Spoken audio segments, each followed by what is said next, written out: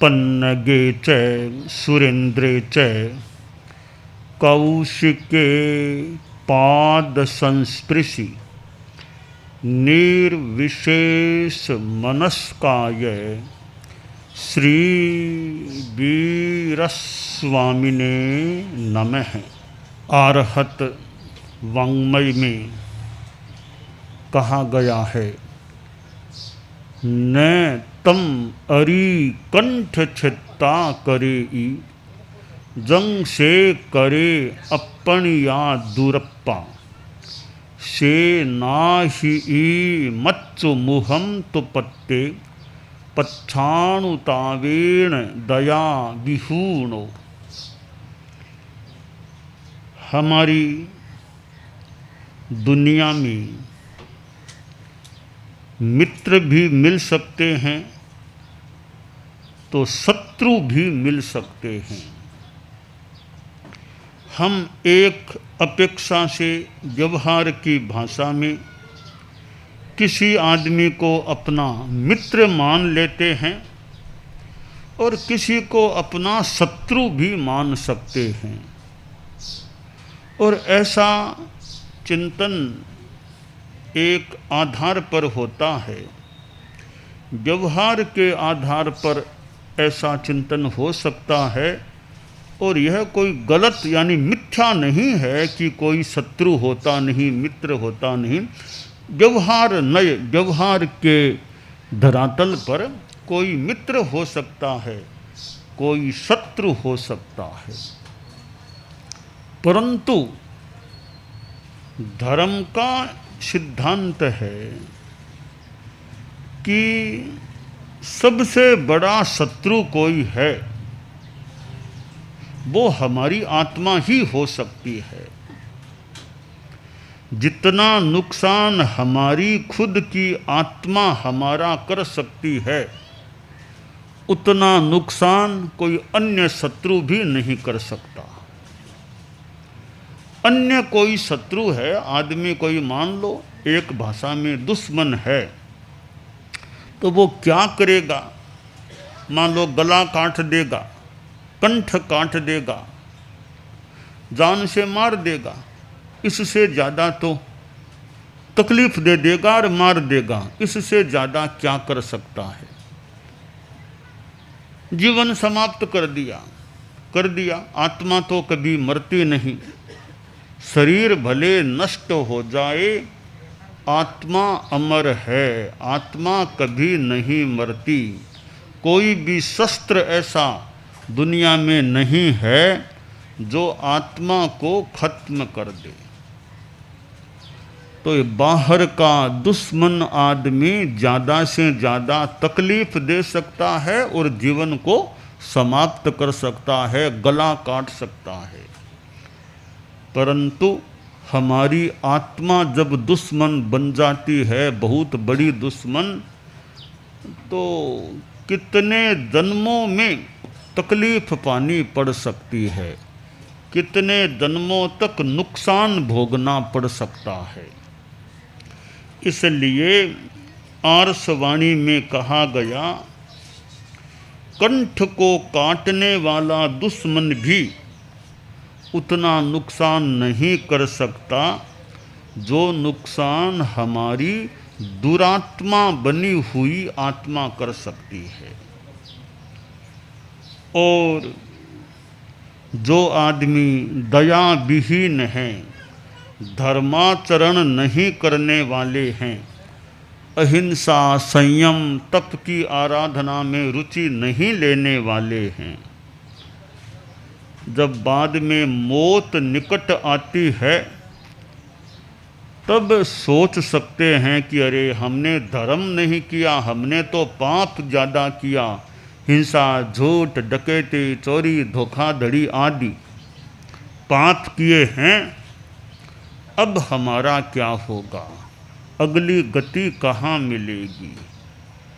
तो मौत निकट आने पर, मौत के मुंह में जाने की स्थिति होने पर आदमी को पश्चाताप करना पड़ सकता है कि अब मेरा क्या होगा। सुया में नरये ठाना, मैंने सुना है नरक के बारे में, अब क्या मुझे नरक में जाना पड़ेगा। तो धर्म के पथ पर चलने वाला अच्छी गति में जा सकता है और पाप कर्म ज़्यादा करने वाला अधोगति में, खराब गति में मरने के बाद पैदा हो सकता है। इस दृष्टि से हमें यह ध्यान देना चाहिए कि हम मनुष्य हैं। इस मनुष्य जीवन के बाद नरक में न जाना पड़े, तिर्यंच गति पशु आदि की योनि में नहीं जाना पड़े, दुर्गति में न जाना पड़े।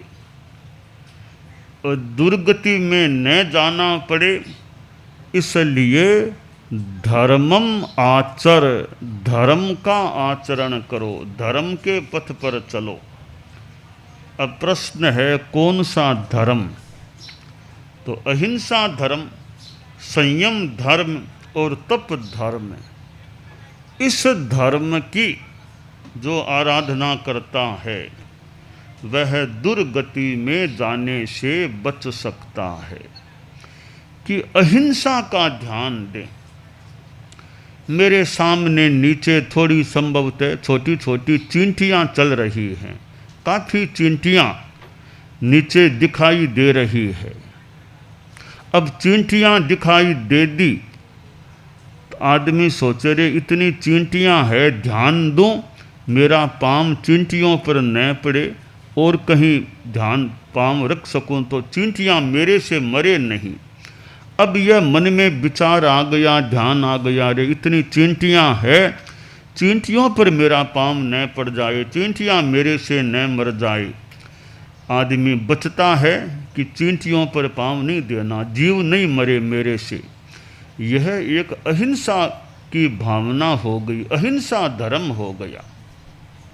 छोटी छोटी बात कि कुत्ता बैठा है सो रहा है, भी कुत्ते को भी जहाँ तक हो सके डिस्टर्बेंस नहीं करें, बेचारा शांति से सो रहा होगा, आराम कर रहा है, हम कोई ज़रूरी है नहीं हम क्यों इसको उठा करके नींद में या विश्राम में या सोए रहने में बाधक बने। कबूतर बैठे हैं 50-40 चूगा खा रहे हैं, तो भी आदमी सोचे मुझे जाना है तो दूसरा रास्ता पास में से गुजर सकता हूँ, तो कबूतरों के निकट में क्यों जाऊँ। कबूतरों के निकट जाने से उनको तकलीफ़ पड़ सकती है, उनको भय लग सकता है, वे उड़ सकते हैं, तो मैं कबूतरों को तकलीफ़ न दूँ। यों जीवों को, प्राणियों को पीड़ा नहीं पहुँचे फालतू मेरी ओर से, परस्य पीड़ा न कायब्बा। दूसरे को पीड़ा नहीं पहुंचानी चाहिए, अपनी ओर से ऐसा जानबूझकर प्रयास नहीं करना चाहिए। सामान्यतया यह दया की भावना, अनुकंपा कि हो सके तो किसी का कल्याण करें, आत्मोत्थान करें, दूसरों को कष्ट पहुंचाने का, तकलीफ देने का हम फालतू प्रयास न करें। तो ये संसार में कितने जीव हैं, मुझे सुख प्रिय है, दुख अप्रिय है, तो इनको भी सुख प्रिय हो सकता है, दुख प्रिय हो सकता है, दुख अप्रिय है। तो मैं सुख चाहता हूँ, ये भी तो सुख चाहते होंगे, तो मैं फालतू इनके सुख में, इनकी सुविधा शांति में फालतू क्यों बाधक बनूं। तो जो मुझे अच्छा लगता है कि मुझे कोई सहायता पहुंचाए तो मुझे अच्छा लगता है, तो औरों को भी सहायता अच्छी लगती होगी। मुझे खाने में वो चीज़ बढ़िया लगती है, दूसरों को भी तो वो चीज़ भाती होगी। मुझे कोई गाली दे, बुरा लग सकता है, गलत मानता हूँ, तो दूसरों को भी तो गाली दूंगा तो उनको भी तो बुरा लग सकता है। जो व्यवहार मैं दूसरों से नहीं चाहता वह व्यवहार मैं भी दूसरों के साथ न करूं। यह सामान्य सी बात है। तो जो आदमी पाप करता है, हिंसा, झूठ, दगा, चोरी आदि आदि, उसको दुर्गति में जाना पड़ सकता है। तो पापों से बचने का प्रयास रखना चाहिए कि मेरे द्वारा पाप न हो जाए। जितना हो सके संभव पापों से मैं बचने का प्रयास करूं और धर्म के पथ पर चलने का अभ्यास करूं। अब छोटे छोटे नियम जीवन में आ जाएं कि मुझे चोरी नहीं करना, कि मुझे झूठ नहीं बोलना। संत गांव में गए तो रात को कथा प्रवचन सत्संग हुआ। सत्संग के अंतिम चरण में संत बोले कि कोई त्याग नियम लो, ले सको तो लो। तो किसी ने कहा मैं शराब नहीं पीऊँगा, किसी ने कहा मैं बीड़ी नहीं पीऊँगा, किसी ने कहा मैं चोरी नहीं करूँगा, किसी ने कहा मैं जुआ नहीं खेलूँगा। ऐसे कईयों ने नियम ले लिए। एक युवक सामने बैठा था, वो खड़ा नहीं हुआ, त्याग नहीं लिया था। तो संत बोले तुम भी कोई अच्छा त्याग ले लो, ले सको तो। बोला बाप जी अब शराब तो मैं छोड़ नहीं सकता, अरे बीड़ी भी पी लेता हूँ, छूटनी मुश्किल है। तो कहा चोरी का त्याग ले लो, कि वो तो मेरा धंधा है, चोरी से ही मेरा काम चलता है, मैं तो चोर हूँ, चोरी तो कहा झूठ बोलने का त्याग कर लो, झूठ नहीं बोलना। थोड़ी देर सोचा, युवक बोला ठीक है बाबा जी, आपने इतना बार बार कह दिया कि नियम लो, ये नियम दिला दो मुझे, जिंदगी में कभी झूठ नहीं बोलूँगा। देख लो, सोच लो। हाँ सोच लिया महाराज, इतनी देर में नहीं उठा, अब मन हो गया तो उठा हूँ। जिंदगी भर झूठ बोलने का त्याग कराओ। संत ने त्याग करा दिया। अब लोग चले गए, वो लड़का भी चला गया। वो चोर था तो उसी दिन उसका तो चोरी का प्लान बनाया हुआ था। रात को 11 साढ़े 11 बजे उठा और तैयार हुआ और चोरी के लिए रवाना हुआ। रवाना हुआ तो रात में उस नगर का वो जो वहाँ वो राजधानी का क्षेत्र था, तो पुराने ज़माने में का राजा रात को वेश बदल करके भी यूँ घूमते, तो वो वहाँ का राजा भी सामान्य आदमी के वेश में घूम रहा था। राजा उधर से आ रहा था और ये युवक उधर जा रहा था। तो राजा ने सोचा रे रात के 12 सवा 12 बजे का टाइम, ये कौन है? पूछा रे कौन हो तुम? सोचा रे झूठ तो मुझे बोलना नहीं, नाम बता दिया। कहाँ रहते हो? अमुक मोहल्ले में रहता हूँ। अभी कहाँ जा रहे हो? राजमहल जा रहा हूँ। राजमहल क्यों? राजमहल क्यों? तो चोरी करने के लिए जा रहा हूँ। राजा ही था, वो बेश बदला हुआ। सोचा कोई दिमाग थोड़ा ठीक नहीं लग रहा है, शराबी होगा कि वरना चोर के भी थोड़ा ही कहता है कि मैं चोरी करने जा रहा हूँ। फिर भी उसका नाम नोट कर लिया और एड्रेस नोट कर लिया। ठीक है जाओ जाओ। राजा इधर गया और चोर उधर गया।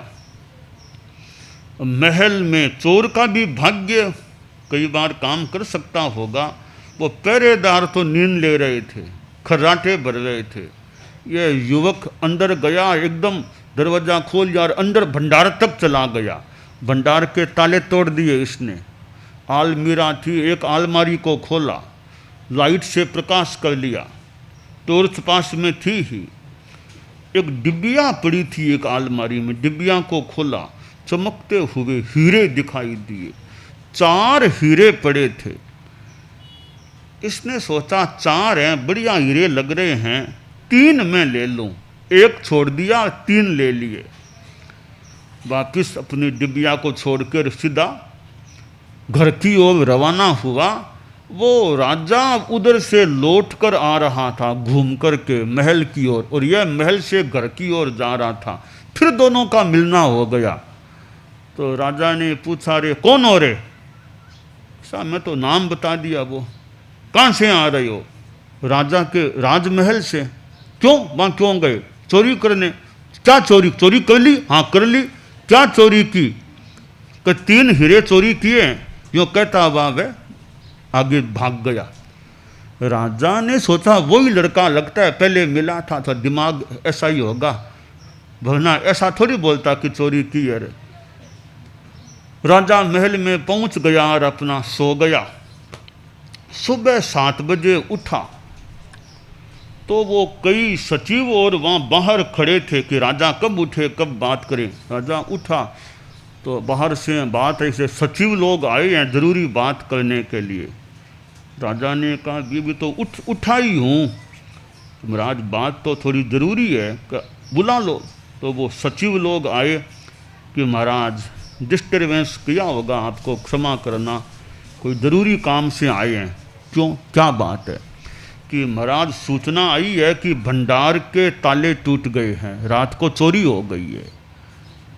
क्या गया, नुकसान क्या हुआ? हाँ भंडारी जी खड़े हैं, उनको बुला लेते हैं। भंडारी जी को बुला लिया कि भंडारी जी क्या हुआ, क्या गया? भंडारी जी बोले 4 हीरे जो कल ही हमने खरीदे थे, चारों हीरे गायब। और कुछ तो नहीं गया, 4 हीरे वो चले गए हैं। राजा ने कहा मैं थोड़ी देर बाद बाहर आ रहा हूँ, तब बात करनी है। राजा ने मुंह हाथ धो लिया, सब स्नान और करके नाश्ता लेना था ले लिया। फिर अपने राजसभा में जाकर के राजा बैठा। अब सचिवों को, भंडारी को, सबको बुलाया कि बोलो अब सारी बात करते हैं। कि महाराज बात जो निवेदन हमने तो कर दी है कि 4 हीरे वो बता रहे हैं चले गए हैं, चोरी हो गई, ताले टूट गए। तो राजा ने सोचा, रे एक लड़का मुझे रात को मिला तो था, उसका एड्रेस भी मेरे पास है, ये एड्रेस है, वहाँ जाओ, उस घर से उस लड़के को लाओ। गए, पुलिस के लोग लड़के को लेकर आए, लड़का आ गया। राजा ने लिखा, चेहरा तो वही लगता है रात को जो मिला था। कहा रे तुम रात को कहीं गए थे क्या? हाँ महाराज गया था। कितने बजे? अंदाज महाराज 12:45, 12, सवा 12, 1 लगभग ऐसा टाइम था। तो टाइम तो ठीक ही बता रहे, यही टाइम मुझे याद है। तो कहाँ गया था? राजमहल में, यहीं इसी महल में ही आया था। क्यों? यहाँ क्यों आए थे? महाराज चोरी करने आया था मैं तो चोरी करने के लिए यहाँ आया। कोई चोरी की थी क्या? हाँ चोरी की थी। क्या चोरी की? 3 हीरे चुराए थे। अब राजा ने सोचा ये लड़का लगता है झूठ तो नहीं बोलता, बात सच कहने वाला है। चोरी की तो कह दिया, क्या चोरी की बता दिया। अब भंडारी जी कह रहे हैं कि 4 हीरे गायब है, यह कह रहा है 3 हीरे लिए। अब 1 हीरा कहाँ गया? गोल है 1 हीरे का। कहा भंडारी जी वो कितने हीरे गए? महाराज 4 गए। कि यह तो 3 ही स्वीकार करता है, चौथा इसी ने लिया होगा। आप थोड़ा सा कड़ाई से बात करो इससे, तब हंकारा भरेगा। इसी ने चौथा लिया है। राजा ने कहा कड़ाई हो गई, कड़ाई अब आप पर करूंगा मैं। मेरे विश्वास के अनुसार ये झूठ नहीं बोलता, 3 हीरे लिए। आप बोलो भंडारी जी चौथा हीरा कहाँ गया? अब कड़ाई की बात करना, अब कड़ाई तलवार मेरे पास है, बोलो कहाँ गया? तो भंडारी जी बोले अंदाता चौथा हीरा तो मैंने ले लिया था, 1 हीरा बचा था वो मैंने जेब में डाल लिया। राजा ने कहा रे आपको मैंने भंडार का अधीक्षक बनाया था देखभाल करने के लिए, रक्षक ही भक्षक बन गया। चोर चोरी करे वह तो ठीक है, चोर था, आप तो रक्षक की जगह थे तो रक्षक ही भक्षक बन गया। आपने चोरा हीरा ले लिया। कि महाराज अक्ल गांव चली गई, जो भी हुआ गलती हो गई। तो ठीक है। चोर से पूछा तुमने चोरी क्यों की? कि बाप जी गरीब आदमी हूँ, खाने की तकलीफ रहती है, यही धंधा चोरी का मेरा। तो गरीबी न रहे फिर तो चोरी नहीं करोगे, फिर क्यों चोरी करूँगा? मेरे खान पान की, परिवार की सारी शिक्षा की, चिकित्सा की सारी व्यवस्था हो जाए, फिर मैं क्यों चोरी? आराम से रहूँगा, चोरी क्यों करूँगा? और कुछ सेवा दे सकते हो, जो बन सके, आपका आदेश हो तो दे सकता हूँ। तो राजा ने सोचा यह लड़का झूठ तो नहीं बोलता लगता है। तो कहा भंडारी जी, आपको अभी भंडारी के पद से बर्खास्त करता हूँ, तुमको अभी यहीं पर भंडार का अधीक्षक का जिम्मा सौंपता हूँ। चोर को भंडारी बना दिया, भंडारी जी को हटा दिया वहाँ से। अब वो देखिए, एक नियम लिया था साधु से कि झूठ नहीं बोलूँगा, चोरी तो कर सकता हूँ, झूठ नहीं बोलूँगा। एक नियम लिया, वो चोर साधारण आदमी राजमहल में भंडार का अधीक्षक बन गया। तो यह जीवन में आदमी अच्छे धर्म के नियम लेता है, पापों को छोड़ता है, तो वह दुर्गति से भी यूँ बचाव यथासंभवतया हो सकता है। तो हम अपने जीवन में धर्म के पथ पर चलने का प्रयास करें, यह काम